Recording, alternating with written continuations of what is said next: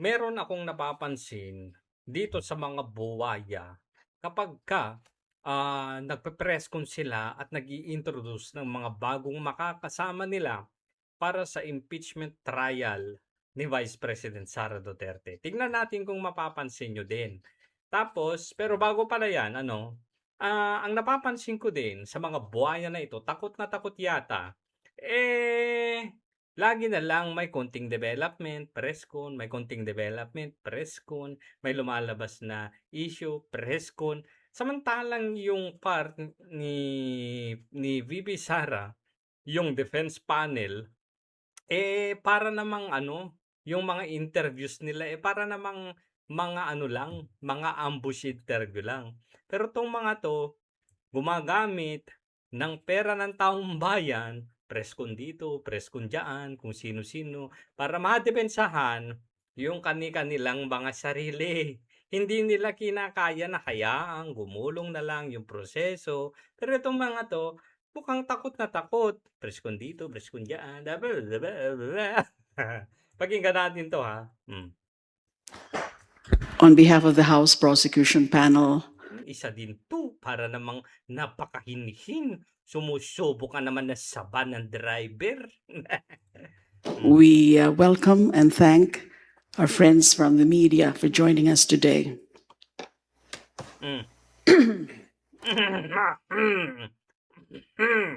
Nabilaukan ng gatas. This morning, the House Prosecution Panel is making an important announcement regarding the strengthening of its legal and communications teams Wow, strengthening. Ibig sabihin, hindi pa malakas. in connection with the impeachment proceedings against Vice President Sara Duterte. It is therefore our privilege to formally introduce the newest members of the private prosecution Pansinin ninyo to, ha. panel, as well as the panel's additional spokesperson and impeachment advisor. Mayroon na namang bagong spokespersons. 'Di ba si Reneco, si Adjong, may isa pa yung abogado din yata. Tapos meron na naman, ilang spokesperson bang kailangan? Kagi, ang dami.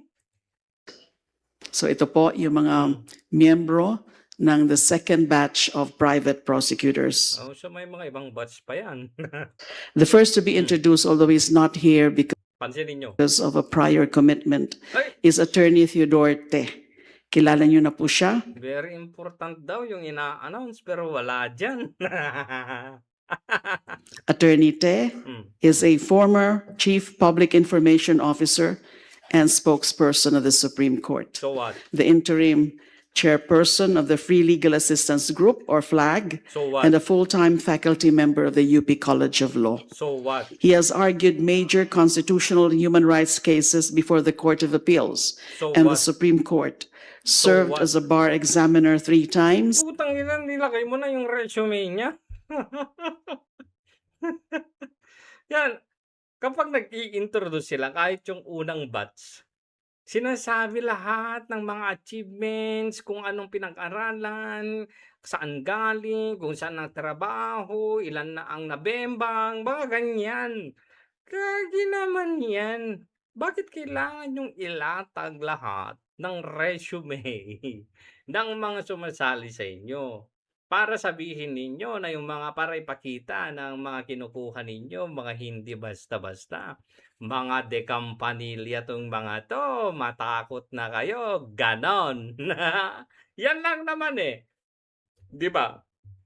Introduce mo, sabi mo yung pangalan niya, at ano yung magiging katungkulan niya. Tapos na sana yun. Pero tingnan nyo naman, educational background, bachelor of blah blah blah, blah blah blah, background, file cases for death row victims, for mere public information, blah blah blah, interim chairperson, pre-legal assistance, blah blah blah, paggaling sa Supreme Court. So what? Makakapagpalakas ba yan ng kaso ninyo? Yang background, yung mga resume na yan. and led legal aid and Tado.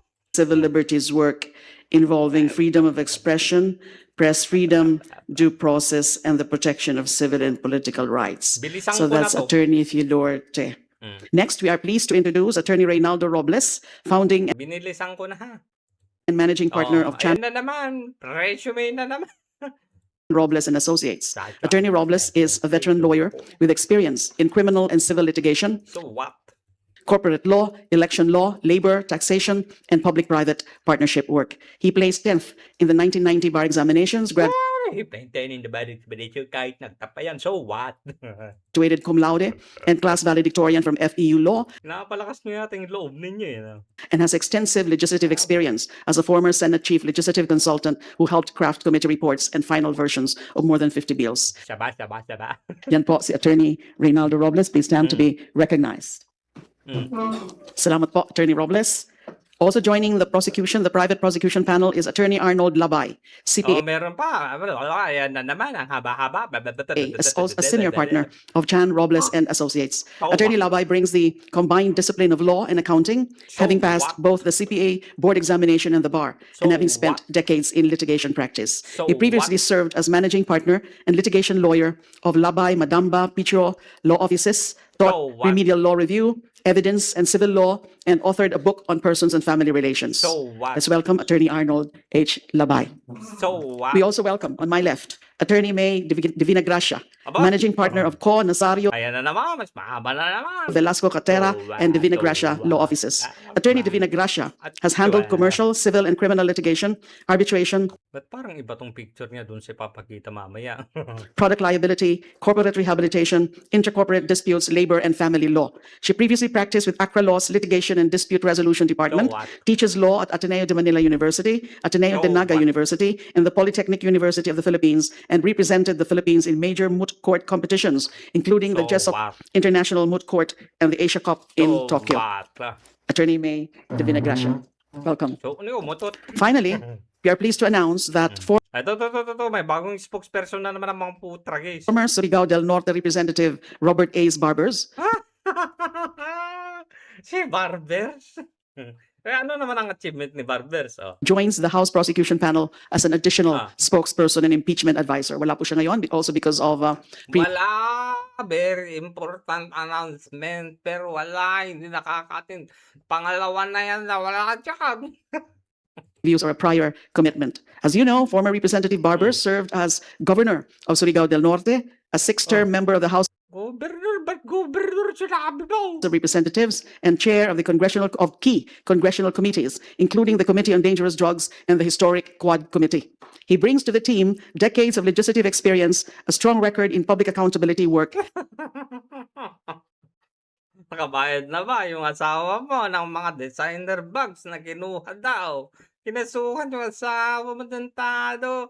Hindi daw nagbabayad eh. and a clear, direct communication style that will help explain the impeachment process and its significance to the Filipino people. Eto? Ikaw mag-explain? Kinasuhan to ni Joey ng libel eh. Ito mag-explain? So, ladies and gentlemen, former Surigao del Norte Representative Robert A's Barbers as additional spokesperson and impeachment advisor. Please join me Tara guys, pang-apat na yan ah. in welcoming our distinguished legal professionals and public servant to the House Prosecution Panel. With us also today is of course, Attorney Benjamin J. Tolosa Jr., the legal spokesperson of the Yan, si Tolosa. Prosecution Panel. Salamat po. Okay, may I also Ikaw nang ngipin. hear an opening statement from Congressman Jokno? Twink, twink, twink. Ayan. Sige, pindutin mo kasi. Tagal-tagal mo dyan. Di mo pa rin alam kung paano pumindot ng mikropono dyan. Magandang umaga po sa ating lahat. I am proud to be here beside the new private prosecutors that we have introduced this morning. Yung karamihan po sa kanila ay nakasama ko na sa iba't ibang mga korte, either as co-counsel or I have observed them appearing So what? in court in various court proceedings. And I'm very certain that they will be bringing a lot of expertise to the prosecution in the coming days. So I'm very Okay. thankful that my colleagues are here this morning and I look forward to working with them in the coming trial. Yun lang po, we are ready to answer questions. Thank you. Sige nga. Pasampulan nga natin yung mga bagong clowns. Look, before we entertain questions from our friends from the media, siguro let's give each one of them a opportunity to Iba yung picture niya kanina to, no?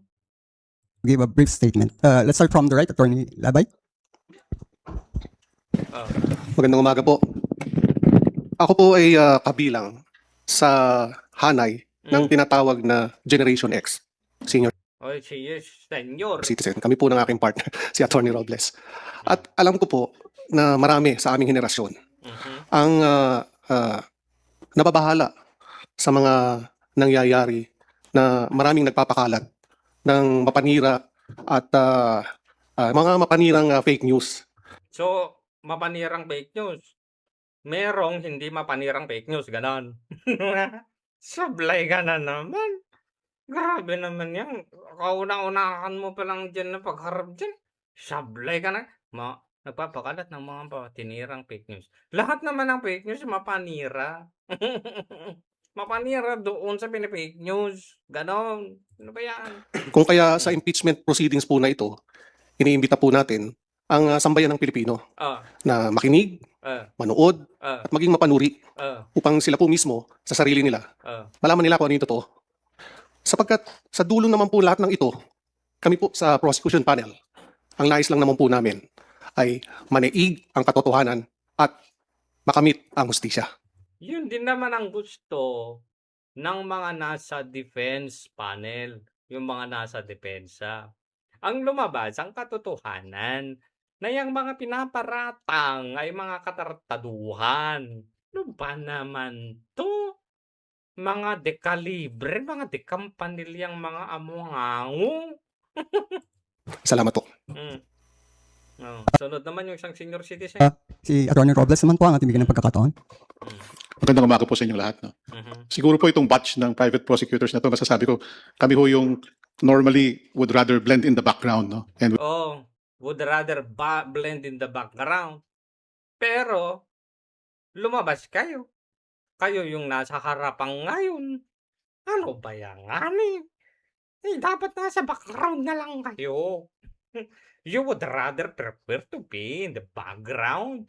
Pero ngayon, nakapag-press con pa kayo dyan, humarap pa kayo. Bakit hindi na lang kayo nanatili sa background kung yan talaga yung gusto ninyo? Ano ba naman yan? Ayoko na. Kayo na magtuloy nito. Panoorin nyo na lang. Mga bagong clown. Kakaumpisa pa lang nga kung ano-ano na lang pinagsasasabi. At ito ha guys. At ito. Nagpapatunay ito doon sa sinabi ng isang abogado ni Vice President Sara Duterte na pinapakalat kasi ng mga kalaban na kulang daw yung mga tauhan na o yung mga abogado na sa defense side sa side ni BP Sara. Samantalang ang sabi niya ng abogado, sabi niya, ay hindi kami, kumpleto kami sa manpower. Sila ang kulang sa manpower. 'Di ba? Pinapakalat ng mga nasa prosecution na pinapatagal ng defense dahil kulang sila, ganito ganyan. Sila pala yung kulang dahil ito yung nagpapatunay. Nagdagdag sila ng mga karagdagang tutulong sa kanila. Ibig sabihin, sila yung kulang. Kayo yung fake news. Akala ko ba maraming nababahalas, Generation X, sa mga papanirang fake news na kumakalat ngayon. Yung side ninyo nagpapakalat ng fake news. Sinasabi ng side ninyo na pinapatagal ng proseso ng defense dahil kulang sila sa manpower, sa pre-trial. Samantalang ito yung ebidensya na kayo yung kulang. Kaya nga, nagdagdag na naman kayo ng mga prosecutors, private prosecutors. Gawin nyo ng 1,000 yan. Nahiya ba kayo kasi? Sige na, dagdagan nyo pa. Presko na naman. Pera na naman ng taong bayan. Kuryente, aircon na naman. Diba? Preskon lang ng preskon. Wala naman kayong pakialam kung gastusin ninyo yung pera ng taong bayan dahil hindi nyo naman yung pinaghirapang pera na yan. Matantado.